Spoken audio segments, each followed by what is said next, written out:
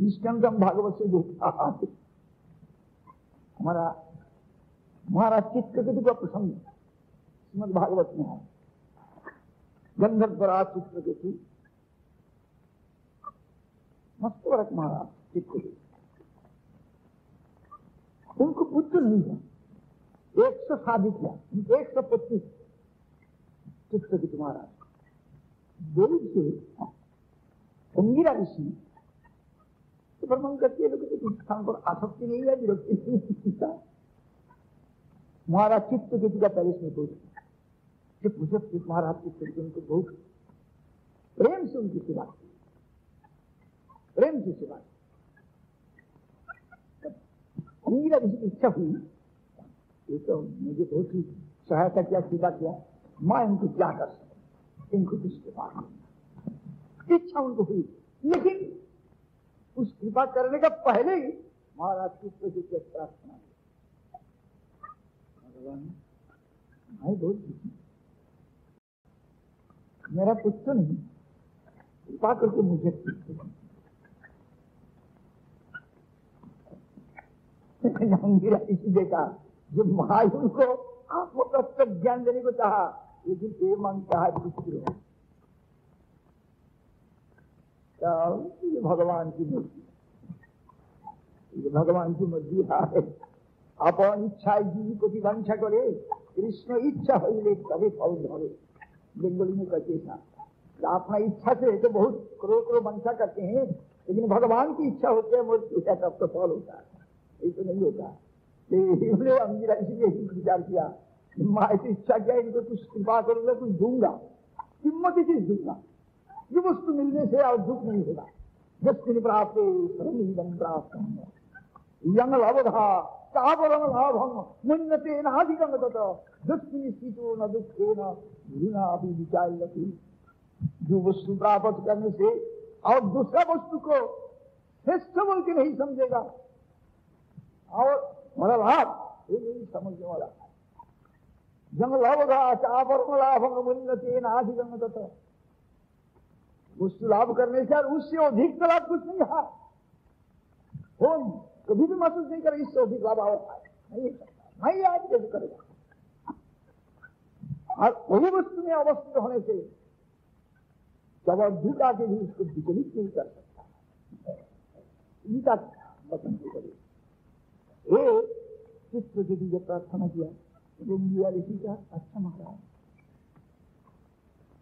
आपका पत्नी है, एक तो फल हाथ में दे दिया महाराज चित्रकेतु के पास, आपका पत्नी को खिला दीजिए। उनको देखा समय में वो गर्भवती होगी और पुत्र संतान प्रसव करेंगे, लेकिन पुत्र होगा सुख दुखत। पुत्र आप मानते हैं पुत्र तो होगा, लेकिन सुख दुखत होगा पुत्र। जानते हैं पुत्र होने से सुख होगा, जब मरेंगे पुत्र तो मरेगा ही, जन्म होने से मरेगा ही, मर जाएगा तब दुख, वो तो होता ही हमेशा। तो इस फल उनका प्रधान महिषी जो है पाठरानी जिसको कहते उनको किया, प्रधान महिषी को यथा समय पर गर्भवती ही आखिर में एक संतान, एक बच्चा पुत्र संतान प्रसव किया। क्या प्रसव किया महाराजा के, क्या राजपुरी में सब आनंद है, यानी कोई 100 रानी का अंदर में किसी का भी बच्चा नहीं, 100 रानी का आनंद हो, हमारा वंश है, ये हमारा वंश है। बहुत आनंद, हम लोग का पुत्र हुआ, हमारा पुत्र हुआ, बहुत आनंद हुआ 100 रानी का। लेकिन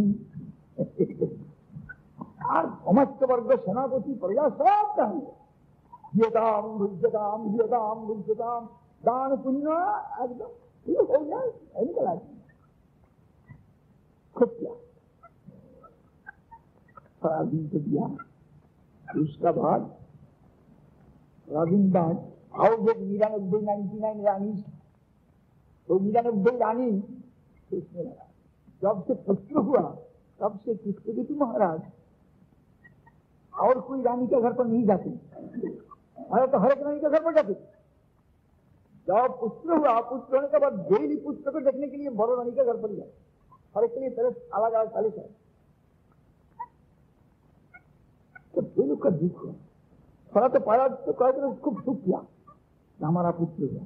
जब देखते जब पुत्र होने के बाद हमारा पोती तो हमारा घर पर नहीं आती, तो जिनको पुत्र उनका घर पर ही जाती। तब से ये रुका दिल में अफसोस, ये पुत्र तो हम लोग का सुविधा नहीं है। आपस में सल्ला किया रानियों ने, 99 रानियों ने मिल के, देखो इतना रुष्ट हम लोग का पोती, अभी तो पोती रहित हो गया। हमने पोती रहती है भी पति नहीं है, पोती तो हम लोग के पास नहीं आती, बड़ रानी के घर पर ही जाती। इसलिए न पुत्र आए, तो पुत्र ही हम लोग को पोती तो होता है। यही पुत्र होने के बाद हम लोग पोती से वंचित हुआ। काम का इस बच्चा के लिए हम लोग पोती से वंचित रहूंगा, ये तो ठीक नहीं है। इसका दूध का खर्च ध्यान मिला, दूध पिलाने का बगैर ध्यान मिला, सब सल्ला करके एक निश्चय किया, दूध पिलाने का बगैर उसमें जब किया तो मर गया। जब मर गया वो सारा क्या एकदम, और जो लोग जहर दिया है वो लोग भी रोने लगा। यही रोने से समझो करेगा कि हम लोग जहर दिया, सारा रानियों ने रोने लगा। आज नेचरली तो जिनका पुत्र मरा है, महाराज पुत्र के द्वार उनकी प्रधाना महिषी, वो तो पुत्र को लेके छाती पर मार और माथा सिर मछली पर फेंकते। अरे विधाता क्या किया, अरे भगवान क्या किया, ये तो ले लिया चाह दिया। एक भगवान को भी तो जो कहते हैं आप तो उसे कहने लगे छाती मारने। बहुत चांदी दिया, मंत्री सेनापति किसी का हिम्मत नहीं आया ये पुत्र को शेषकृत्य सत्कार आदि करने के लिए ले जाएंगे।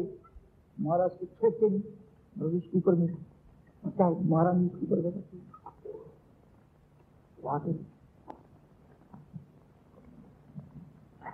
इस समय में फिर अंगिरा ऋषि दौड़ से वहां पर प्रसाद दिए।